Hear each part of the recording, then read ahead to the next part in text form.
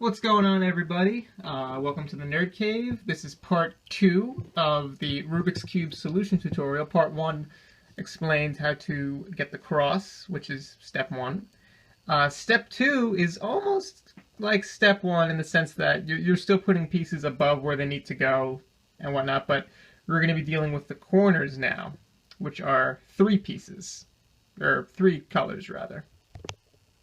To finish off this white side, we need to fill in these 4 slots with 4 corner pieces.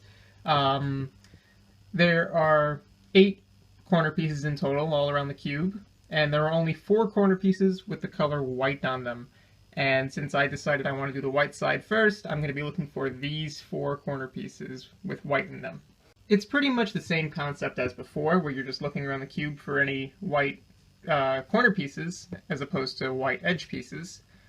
For example, here's one. It is white, red, and blue, or you could say red, white, and blue. It's easier for you to remember. And it belongs in between the red, white, and blue center pieces. And there's only one spot on the cube for a piece with 3 colors, and that's right here. So you need to get this piece down here. So the first step in solving the corner pieces is the same as solving for the edge pieces. You want to put it above where it needs to go, like so. And there are like a bunch of different ways this white piece will be facing. We're going to be looking at the orientation of where the white color is. In this case, it's facing to the right, which is just the easiest case. So once you got that corner piece above where it needs to go, like I said before, in this case, the white is facing to the right. So the algorithm for that, really simple to get it down here, is just R, U, R prime. And that puts the corner piece in the slot, and it's right because the white's touching the white, the blue's touching the blue, and the red is touching the red. Alright, we got 1 down, we still got 3 more to go, so just look around the cube for another white corner piece. Here's one. You want to put it above where it needs to go. This is white, orange, and blue, and it belongs here, in between the white, orange, and blue centerpieces. So again, it's back here. You want to put it above where it needs to go. However, this corner is in a different orientation because the white piece isn't facing to the right, it's facing towards you now. But I think it's one extra move in the algorithm. So, with it above where it needs to go, you want to do U, R, U prime, R prime, and that solves it. Alright, with those 2 solved, we only have 2 more left. So let's look around the cube again for any more white corner pieces. Here's one. It's already above where it needs to go. It's white, green, and red, and it belongs in between the white, green, and red centerpieces. So right here. This is the 3rd and last orientation that a corner piece could be in, where the white piece isn't facing to the right and it isn't facing forward, it's facing on top. This is the longest algorithm in terms of solving the different corner pieces, but it's really not that difficult. You're just really moving the right layer and the up layer. So, with that facing up, the algorithm is R, U2, R prime, U prime, and now the corner is facing to the right, and we already learned that algorithm.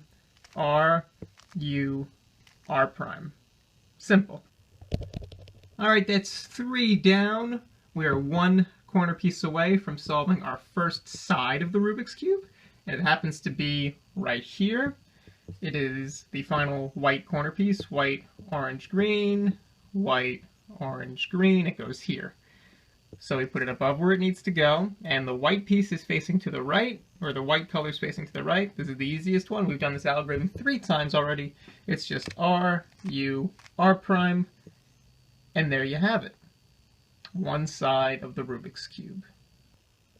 Sometimes you'll come across a case where you find a corner that's in the bottom layer already, and it's in the wrong spot, it's flipped the wrong way. This is red, white, and blue. It belongs here, but it's not in the top layer, so you can't really put it above where it needs to go because it's here. in the bottom layer. So to fix this, it's really simple. You just pick any wrong corner piece up here. We'll get to them later, so these 4 up here don't really matter, except this one because it's white, but we'll get to that later. So you pick one of these to put in. Let's just put in this one. And it doesn't matter what color is facing where because this piece doesn't belong here. We're just trying to get this piece out of this spot. So you just do R, U, R prime, and that puts the corner in the top layer. So you could put it above where it needs to go now and do the algorithm to get it down here. Simple. Thank you guys for watching this. Step 2 is a lot easier than step 1. It's less intuitive and more algorithm based. You're still putting things above where they need to go, so it's similar in that sense. So now you should have one side of your Rubik's Cube solved, which is an accomplishment in itself. Next week, we're going to be going over step 3, which deals with the middle layer of the Rubik's Cube. When you're solving a cube, you're not going to be doing it side by side because that's pretty much impossible. You're going to do it layer by layer. So we've solved one layer and solving one side, and next week we're going to learn how to solve the equator layer. I can't speak today. And that's the first 2 layers, and then the week after that we're going to focus on the last layer. And if you solve all 3 layers of the Rubik's Cube, you've solved all 6 sides. Hence, solving the Rubik's Cube. Thanks again for watching, guys.